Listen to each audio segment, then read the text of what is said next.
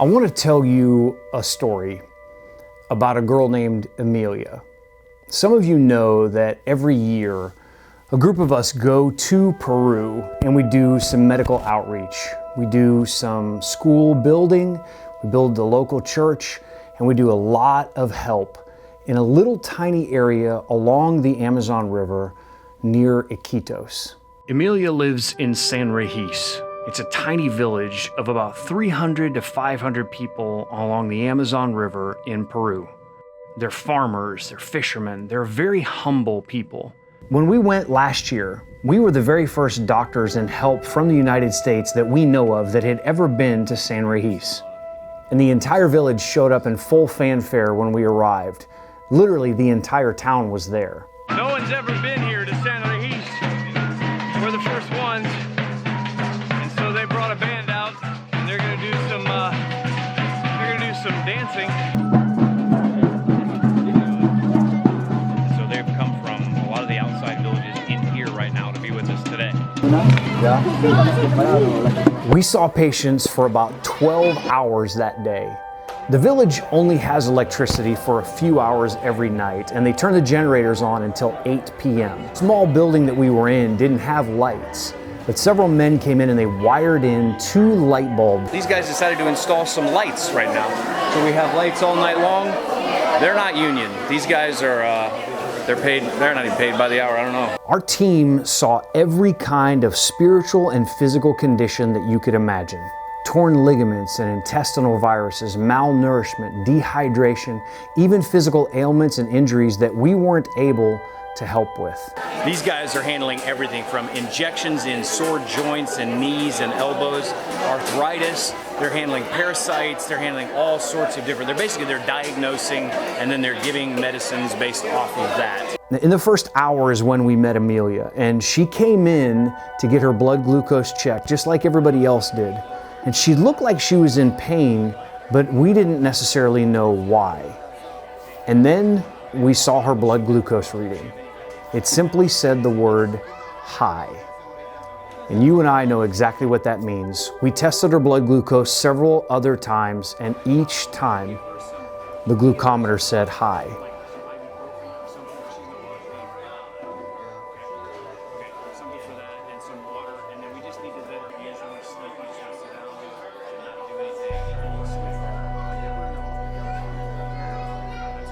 She got her blood tested 5 years ago one time, and she's never had it tested since then. They told her that she has diabetes, but she's never taken any medicine for it. She doesn't test it regularly, so when she walked in today, she tested very, very high. We gave her a little bit of insulin. She's a single mother of 2 kids, and her firstborn son was gone, taken from her.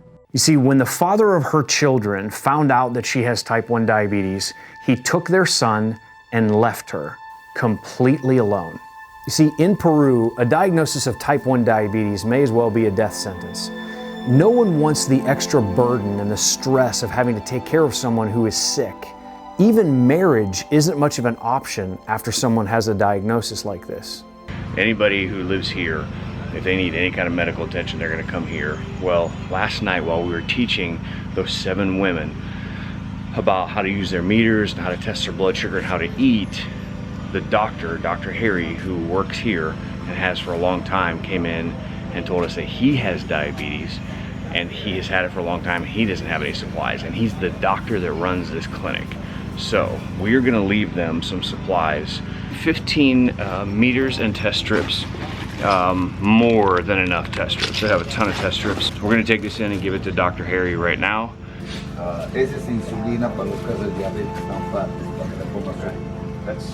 That's for him and for whoever else needs it. This is Emilia. Say hi, Emilia. Say hi. Aha! Okay. Emilia came in yesterday and she's in diabetic ketoacidosis, 100%. She's already been in a diabetic coma about a year ago. This is Jennifer. Jennifer's translating. Yeah, Jennifer. How do you say that? Like, she knows that it was off the chart?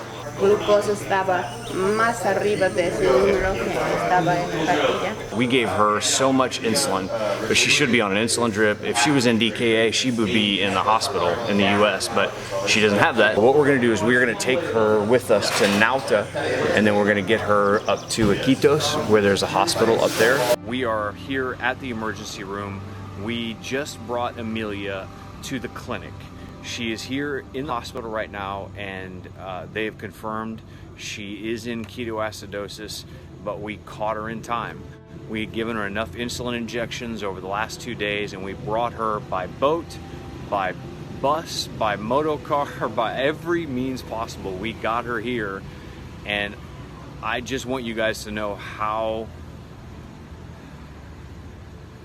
powerful this is to be able to help somebody. And we were able to get her with us on the boat back to Iquitos. We got her to a doctor, we got her the medical attention she needs, and her 4-year-old daughter was able to get into a private school. She got an apartment. We helped furnish the apartment. And for the first time in years, Emilia had her life back on track. She was healthy again, finally, until recently.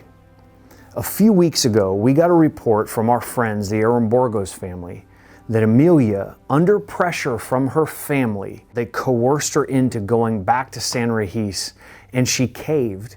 Somehow, she made her way back to the tiny village of San Regis, and she was there against her will. Her father even tried to force her to be with a man that she didn't want to be with, just so he didn't have the financial burden of taking care of Emilia anymore. And Emilia got sick again. Jennifer Aramborgos was there in the village, and 2 weeks ago she took this photo of Emilia. She is sick, she has lost a lot of weight, and she is most definitely in diabetic ketoacidosis right now.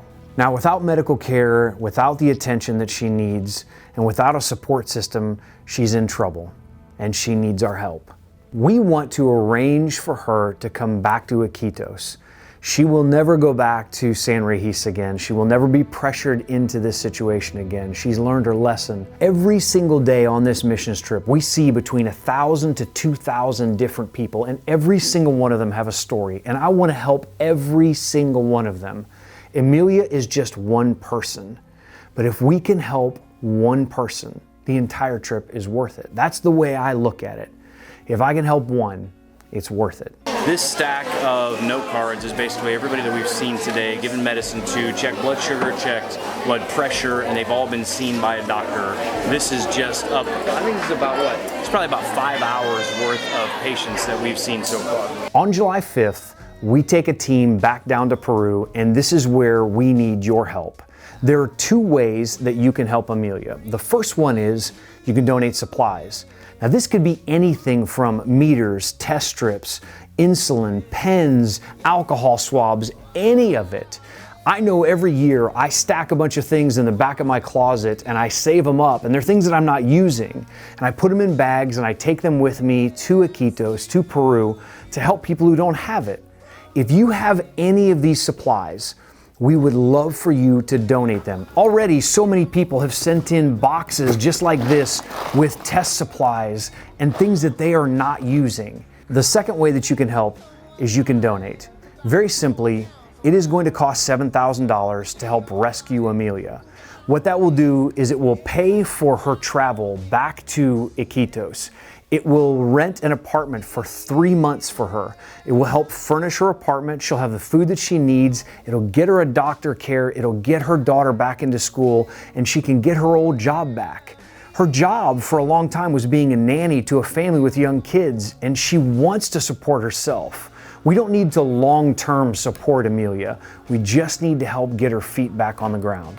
We have a chance to help one person who lives in a tiny village along the Amazon River, and Emilia has a name. I believe we can make a difference that you and I can see, something that we can measure. We have 2 weeks to raise all this money and to gather as many supplies as we possibly can. Everything needs to be in by July 1st, so that gives us 2 weeks to do this. And I'm asking you to do anything. If you can donate supplies, please do it. If you can donate money, please do it. If you can't do either one of those things, I'm just asking you to pray for this girl. Pray that she can get her feet back underneath her and she can get a fresh start. I know Emilia lives in San Regis, but lately I feel like she's been living right here, in my heart, in my mind, in my prayers. And I can't stop thinking about her future, about her kids, and about what is next for her. This is Emilia, and she's amazing, and she's 25 years old, and she lives in San Regis. I say San Regis, right? Okay, has she lived here her whole life?